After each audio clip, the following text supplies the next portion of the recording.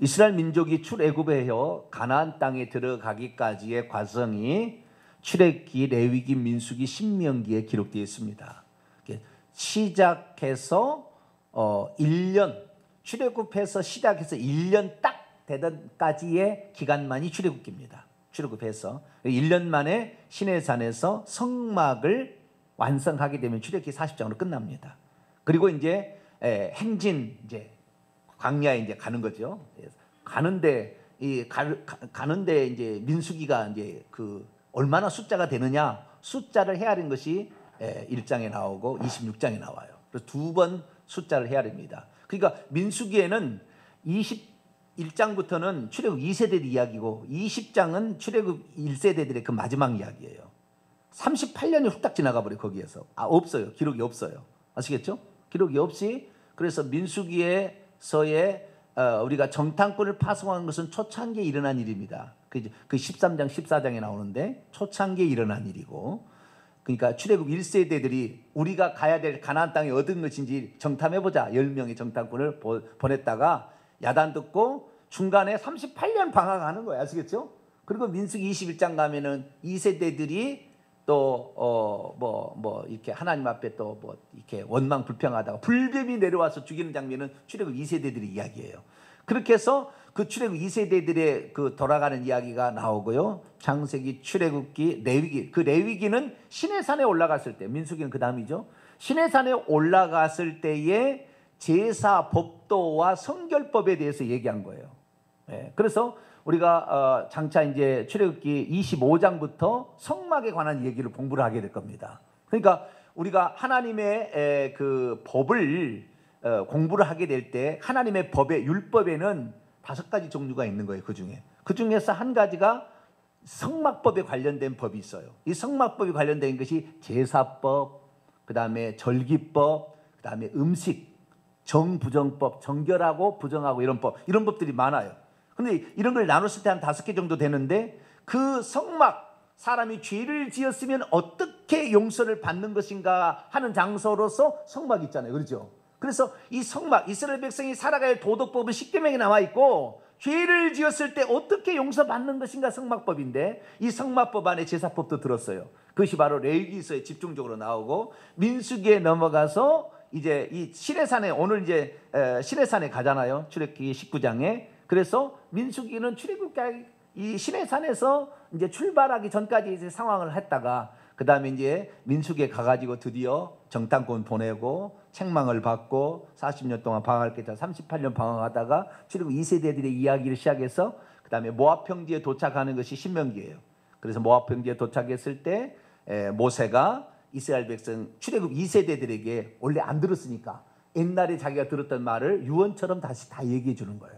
그것이 신명기예요. 그래서 신이라는 것이 되풀이할 신자입니다. 명자가 율법 명이고 율법을 되풀이해서 말했다가 신명기입니다. 그래서 신명기는 바로 출애굽 2세대들에게 출애굽 1세대들에게 하나님이 명령하신 말을 다시 반복해서 얘기를 해줬다라는 내용입니다. 이것이 바로 이제 신명기서로 이렇게 끝나게 되는데, 신명기서는 모압 평지 앞까지 여호수아로부터 이제 요단강을 건너가 가지고 가나안 땅의 진군에 들어가는 거예요. 모세는 율법의 대표고 여호수아는 복음의 대표. 여호수아가 예수란 이름이니까, 그래서 율법은 그리스도께로 인도하는 몽학 선생을 하고 그리스도가 천국으로 데려가는 거예요. 할렐루야. 그래서 여호수아라는 말은 히브리어로 예수라는 말과 똑같아요. 어근이.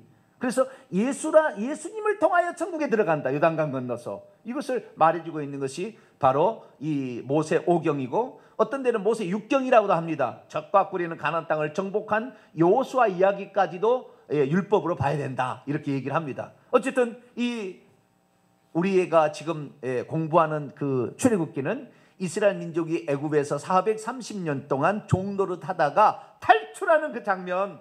근데 이 탈출을 해서 광야 생활을 하는 것이 곧 교회 생활이다. 그래서 이 신약에 들어와서 스데반 집사의 설교를 들어보니까 우리 조상이 광야 교회에 있었다.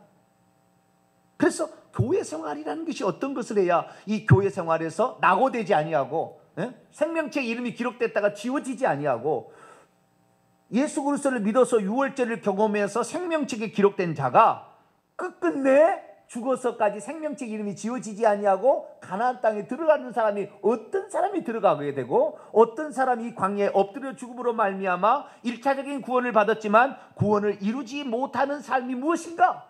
이것을 우리에게 가르쳐 주는 것이 바로 모세오경입니다. 그 중에서 우리가 지금 출애굽기 들어가고 있는데요. 오늘 이제 출애굽기 18장 19장에 왔습니다. 출애굽부터 간단히 하면 6월절 어떻게 지키라, 이렇게 얘기하는 것이 출애굽기 12장에 나와요. 무교절 어떻게 지키라 13장에 나오고 14장에 가서 건넌 다음에 15장에서 홍해를 건넌 후에 찬양이 있게 되고, 그리고 이 홍해를 건넌 후에 찬양을 한 다음에 16장에 신광야에 왔을 때 먹을 것이 떨어지죠. 그래서 하나님께서 이 하늘에서 새벽 시간에 만나를 내리셔가지고 그 먹이시고 또 낮에는 메추라기 떼를 이렇게 보내주셔서 먹여주셨다. 이게 16장의 만나의 이제 기적입니다. 그러면서 안식일을 어떻게 지킬 것인가도 동시에 얘기를 해주겠죠. 17장의 르비딤으로, 시내산 바로 옆입니다. 시내산에 가까운데요. 시내산 바로 아래를 시내 광야라는데 시내 광야 끝쪽에 르비딤입니다. 시내산의 반대쪽이에요. 거기에 르비딤에 진을 치고 있었을 때 또 물이 떨어집니다. 그래서 반석에서 물이 쪼개진 반석을 통하여 물이 솟아나는 장면과 그 후에 르비딤의 아말렉 족속이 진중에 떨어진 사람들을 처음으로 말미암아 여호수아가 나가서 모세는 산 꼭대기에 올라서 기도하고 여호수아가 나가서 이스라엘 백성들을 위해서 싸우는 장면, 이 장면이 바로 17장의 하반 부분을 차지하고 있고 18장에 지금 들어오게 되었습니다. 아시겠죠? 그래서 18장에 들어오게 되는데 이것을 영적으로 간단하게 정리를 해보면 지금의 우리 입장이 오늘날의 우리 예수 믿는 사람들의 입장으로 정리를 해본다면 이런 겁니다.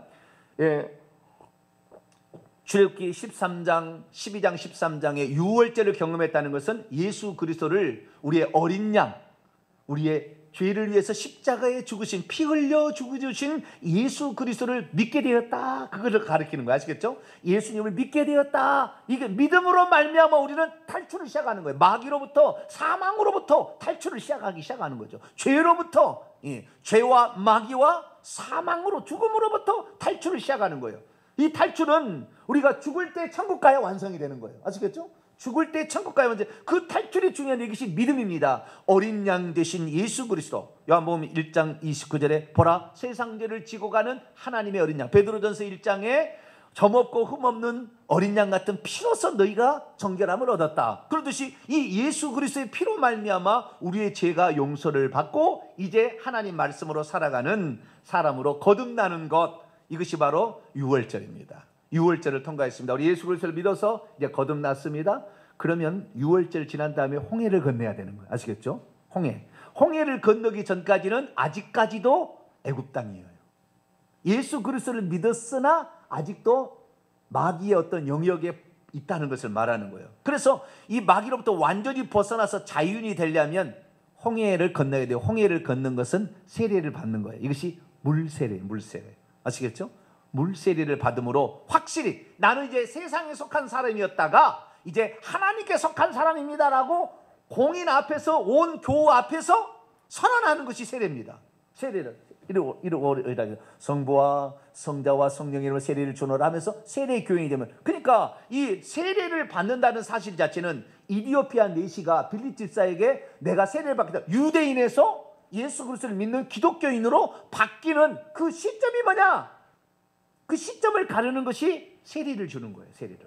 그래서 지금은 그렇게 세례가 중요시하지 않지만 초대교회는 아주 세례를 중요하게 여겼습니다. 그래서 세례를 받게 한 교육을 철저히 시켰고, 세례를 받음으로 너는 이제 하나님의 자녀가 되었다라고, 어쩌면 인을 치는가요? 도장을 딱 치는 어떤 역할을 하게 된 거예요. 세례를 받아야 그때부터 성찬식에 참여할 수 있었고, 세례를 받아야 교회의 어떤 일들을 추진하는 사람으로 인정해 줬어요. 그러니까 초대교회는 예배를 2번 드렸습니다. 일부 예배는 세례를 안 받은 사람까지 같이 드리는 예배, 세례를 안 받은 사람은 일부 예배를 마치고 돌아가게 되고 2부 예배는 성찬 예배를 드렸어요. 세례를 받은 사람만 모여가지고.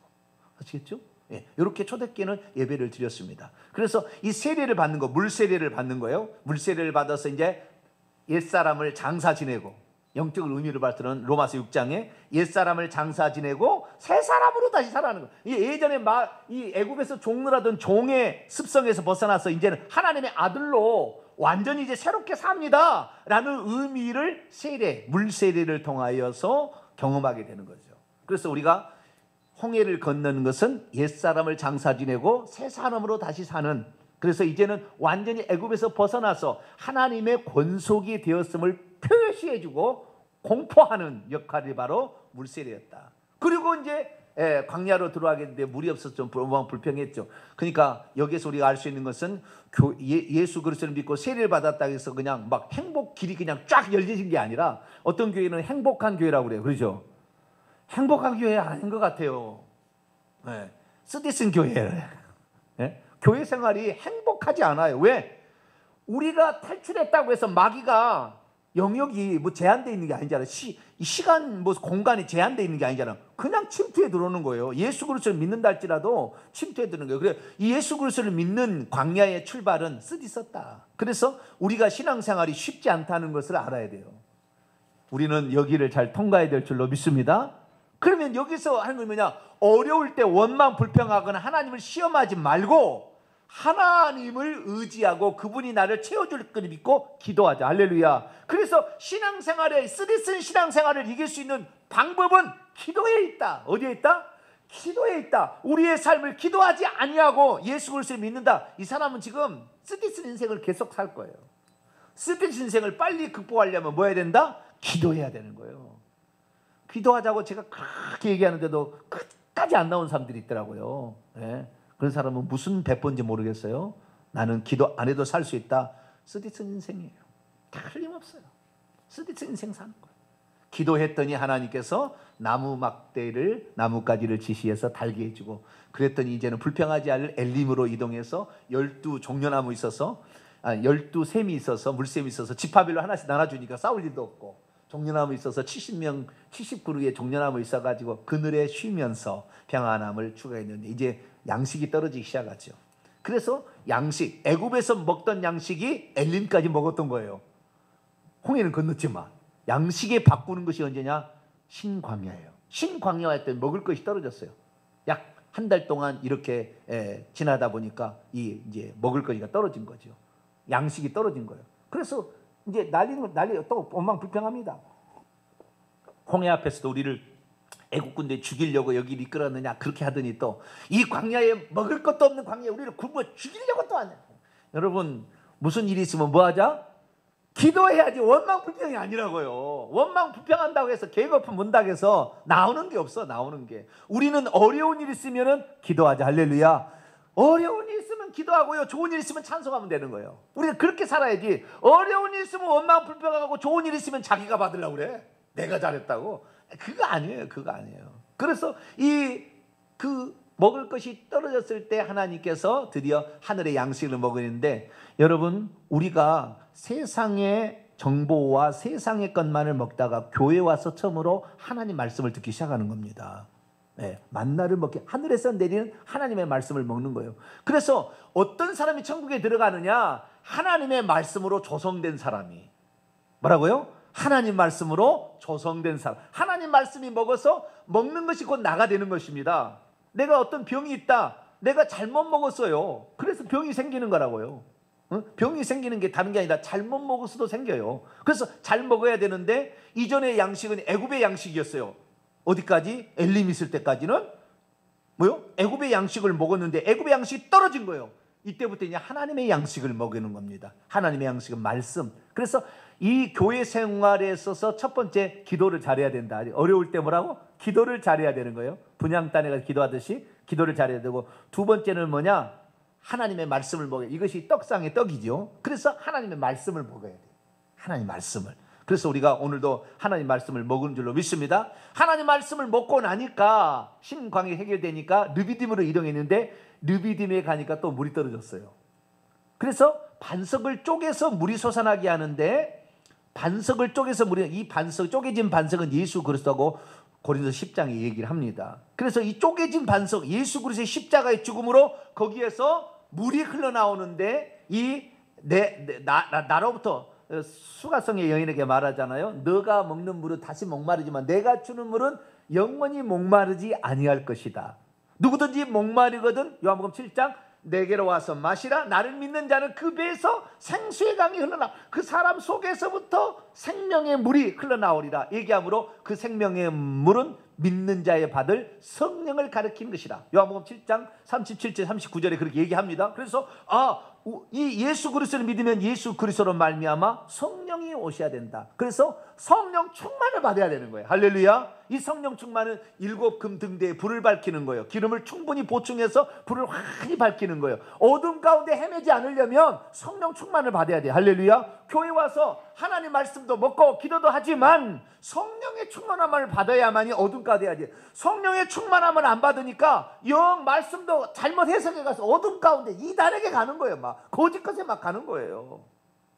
우리는 오직 성령은 예수 그리스도만을 증거하고 예수님이 하신 일을 생각나게 하고 할렐루야. 그분이 진리 가운데로 우리를 인도한다 그 말이에요. 성령이. 그래서 이 성령의 존중해주고 이 성령이 나를 이끌어갈 수 있도록 내가 문 밖에 서서 들으는데 내가 들어가고 싶다. 이분이 성령으로 들어오는 게 아닙니까? 성령으로 들어오신 그분이 나를 이끌어가도록 그분이 가라 한 곳까지는 가고 가지 말라고 멈춰야 돼요. 너무 많이 나가도 안 돼. 기록된 말씀 밖에 넘어가게 되면 성령의 영역이 떠나는 거예요. 그때부터 이단이 마귀가 막 다 속이는 미혹영이 속이는 겁니다. 그래서 이 기도를 하고 그 다음에 말씀을 잘 먹었으면 성령 충만을 받으라. 할렐루야.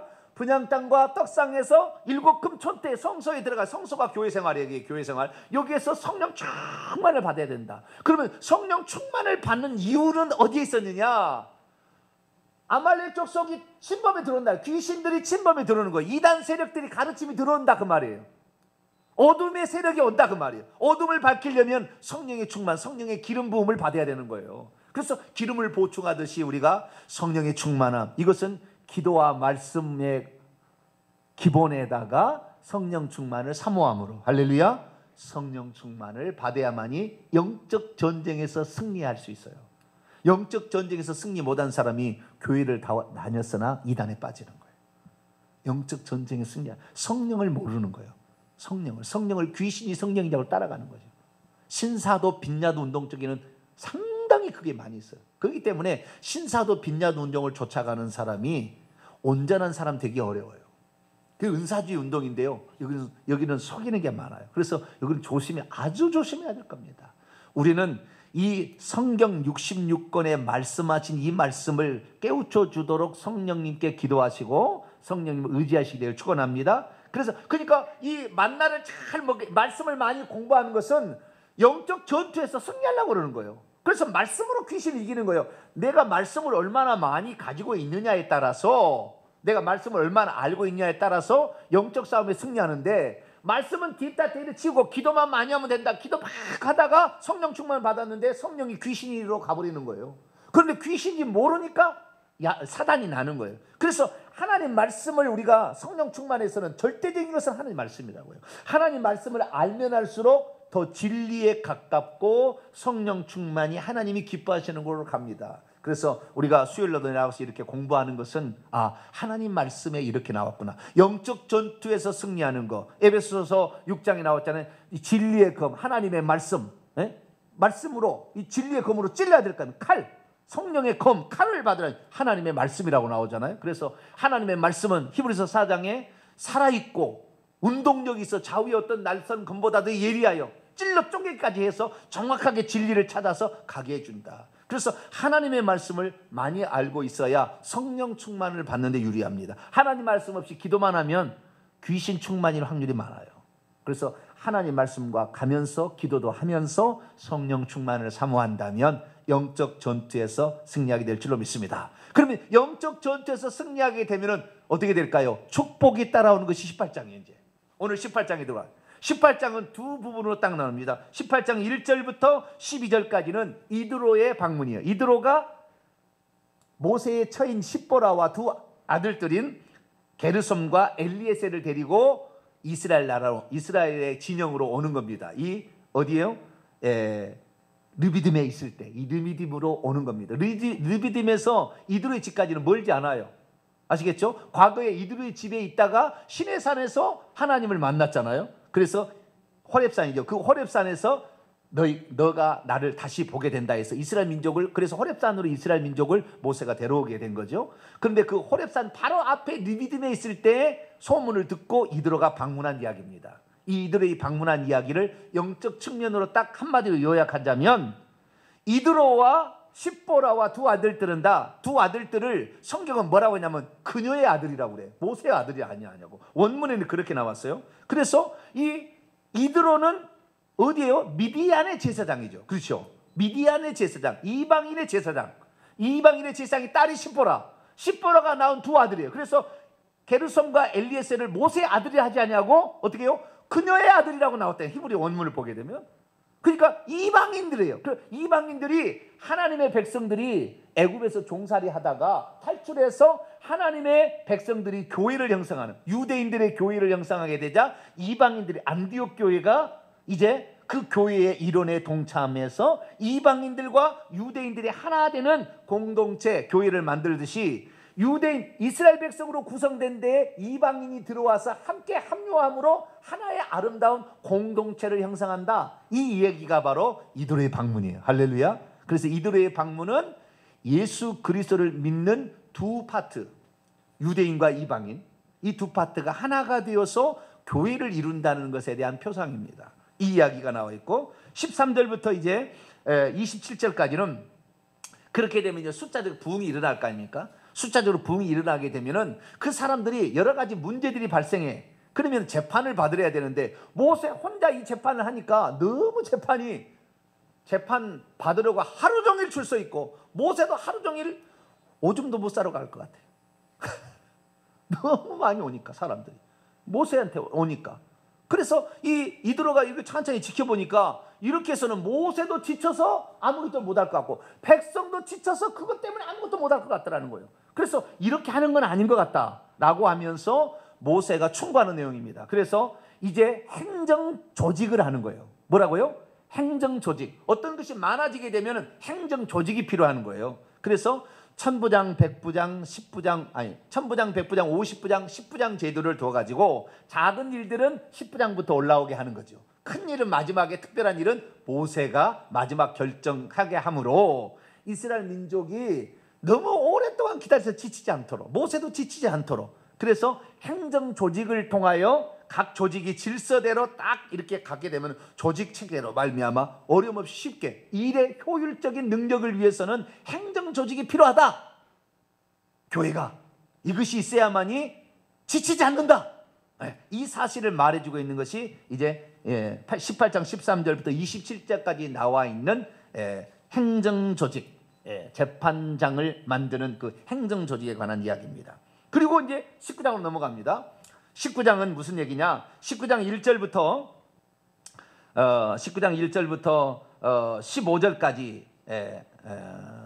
15절까지 보게 되면 이 15절까지는 9절까지를 먼저 봐야 되겠네요. 19장 1절부터 9절까지 이야기는 뭐냐? 하나님께서 이스라엘 민족을 이제 시내산까지 왔는데 뭐하라고 시내산에 데려왔겠어요? 네? 율법 주려고. 두 가지, 율법만이 아니죠. 율법도 주고 도덕법이죠. 십계명도 주고 동시에 성막법, 어떻게 용서받는 것인지. 그러니까 율법을 통해서는 죄들을 깨닫는 것이고 죄를 깨달았으면 용서를 받아야 될 거 아니에요. 죄를 용서를 받아야 돼요. 용서받을 법까지 가르쳐주는 거예요.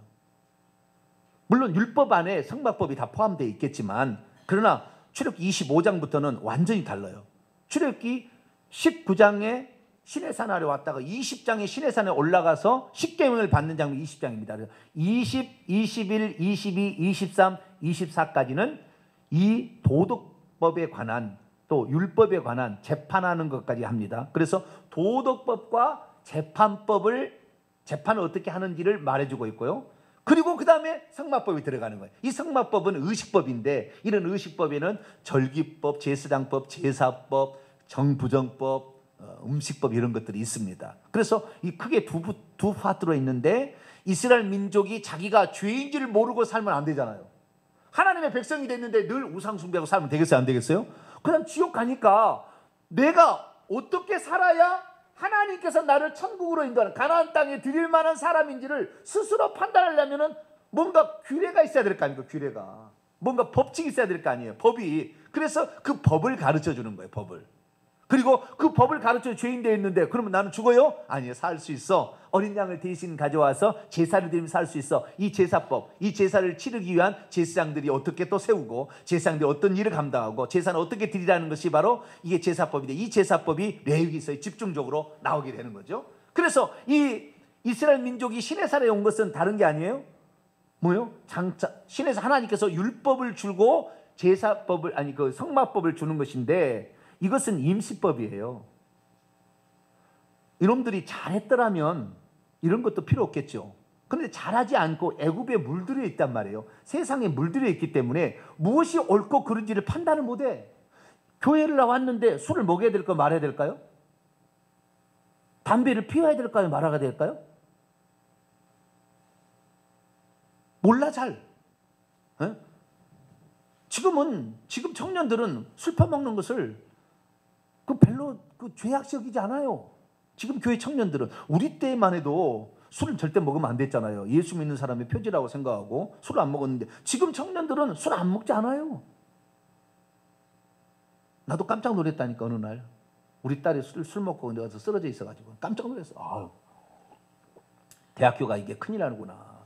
예, 이 대학생들 사고가 이게 순식간에 전환되다 보니까 고등학교에서 대학생 되는 것이 엄청난 이게 변화가 있구나. 그래서 술 먹는 것을 죄악시 여기지 않아요. 남자들이 담배 피는 것을 죄악시 여기지 않습니다. 예. 그래서 무엇이 옳고 그른지를 배워야만이 주일날 교회를 나와야지, 주일날 어디 여행을 가거나 주일날 어디 시험을 치거나 이러면 안 되잖아요. 예? 주일날 어디 결혼식장에 가서는 안 되잖아요. 그렇죠? 예? 주일날 결혼식장에 만약에 잡혔으면은 미리 가서 돈을 붙이시거나 미리 가서 돈을 주고 축하해 주시고 기도해 주고 오세요. 미리 토요일날 가서. 주일날 가봤자, 그날 결혼식장 가봤자 인사 한번 하고 밥 먹고 오게 바빠요. 얘기할 시간이 없어. 돌아다녀야 되고, 다 신랑 신부 그 가족들이 다 그러는데 뭐 얘기할 시간. 미리 가서 얘기해주고 기도해주고 오면은 제가 주일날 교회를 다녀야 해서 미리 왔다고 축하한다고, 그리고 간절히 기도해주면 얼마나 좋은지 몰라요. 예? 미리 하세요. 아시겠죠? 아유, 좋아요. 예. 이렇게 해야 돼. 그래서 그런 법들을 잘 모르니까 이것을 가르쳐 주는 것인데, 이것은 결국에 이스라엘 민족으로 하여금 자신이 죄를 짓지 아니하고 가나안 땅에 들어가기에 합당한 자로 만들어 주려면 이것이 틀렸는지 맞았는지를 알게 한 것으로 율법이에요. 그래서 율법은 사실 필요 없는 거였지만, 그러나 그것을 통하여서 자기의 범죄가 뭔지를 알고 범죄했으면 성막법으로 가서 죄를 용서받는다. 그 전에 19장 1절부터 9절까지 이야기는 무슨 이야기냐면, 내가 너희들을, 이스라엘 민족을, 물론 모든 예수 믿고 천국 가는 사람의 예표로 너희들을 구원했지만 내가 너희들을 따로 쓰려고 한 거야. 이스라엘 민족을 불러낸 부르심의 목적을 설명해 줘요. 먼저 부름받은 자는 무슨 일을 해야 되는 것인가? 우리 가정에서 내가 예수를 참 믿었어요. 그러면 내가 맨 처음에 믿은 자들이 어떤 하나님의 목적이 있는 것인가를 얘기해 주는 것이 19장 1절에서 9절까지 이스라엘 민족의 부르심의 목적을 얘기해 줍니다. 세 가지예요. 세 가지. 그것은 주님의 특별한 소유가 되고, 그 다음에 제사장 나라가 되고, 거룩한 백성이 되는 이 세 가지인데요. 좀 이따 설명을 해드리겠습니다. 그래서 이 이스라엘 민족의 특별한 부르심이에요. 이것은 이스라엘 민족만에게 주신 특별한 이 부르심인데, 오늘날은 교회가 그것을 이어받았다고 베드로전서에 베드로가 너는 왕 같은 제사장이다 라고 얘기하므로 베드로서 2장 7절 9절 말씀을 통해 우리에게 말해주고 있어요. 그래서 우리가 이제는 예수 그리스도를 믿는 사람이 이 제사장 국가를 자인했던 이스라엘 민족처럼 우리 그리스도인들이 세상 사람들을 주님 앞에 예수 믿도록 죄사함을 받을 수 있도록 인도하는 그 제사장 역할을 어떻게 감당해야 되는 것인가가 출애굽기 19장 1절에서 9절까지 얘기다. 그리고 이제 20장에 주님을 만나라고 하나님이 시내산에 오셔서 이런 일은 없었어요. 모든 사람이 보는 앞에서, 한 민족 앞에서 당신이 음성을 발하신 일은 요 때만 있었어요. 존재하지 않았어요. 그러면서 하나님이 오시게 되는데, 거룩한 하나님을 맞이하기에는 성결해야 돼. 거룩하게 해야 되는 거예요. 옷을 빨고 몸을 씻어야 되는 거예요. 그래서 주님을 맞이하기에 합당한 것이 이게 회개예요. 성결이에요. 그래서 저희 교회에서도 예배를 드릴 때 뭘부터 합니까? 회개 기도를 먼저 하는 거죠. 예배 딱 시작하자마자 회개 기도를 먼저 하는. 회개 기도를 앞 뒤에다 안 넣고 앞에다 넣는 것은 뭐예요? 성결을 하고 하나님을 맞이하는 거예요. 말씀이 하나님이니까 말씀을 듣기 전에 우리가 성결, 말씀을 듣기 전에 기도도 하는 것을, 우리가 대표 기도를 넣는 것은 뭐예요? 그때 회개를 다 하는 것이에요. 나중에 하려고 하는 게 아니라 그때 회개를 하고 그 다음에 하나님 말씀을 받게. 그래서 성결하기 위해서는 어떻게 할 것인가 얘기를 하게 되고, 그때 함부로 경계선 위로 하나님을 보겠다고 들어와서 죄를 회개치도 않은 자가 들어와서, 또는 그 합당치 않은 자가 들어와서 그 일을 그 하나님께 나아가서 죽임을 당하지 않도록 하나님 명령하는 거예요. 그래서 여러분 그때나 지금이나 주의 종들이 중간 정도 역할을 하는 거예요. 할렐루야. 중간 정도 역할을 하는 거예요. 주의 종들의 성결은 더 중요합니다. 그래서 주의 종이 더러워지면 다 더러워지는 거예요. 주의 종이 성령이 뭔지를 모르면 다 귀신에게 속는 거예요. 주의 종이 하나님 말씀을 모르면 이단에 다 속하는 거예요. 여러분, 주의 종을 위해서 기도 많이 하시길 바랍니다. 우리 주의 종은 바른 길로 인도하는 주의 종, 성령 충만한 인도의 종, 거룩한 성결한 주의 종이 되게 해 주옵소서. 이것이 이제 10절부터 마지막 절까지의 이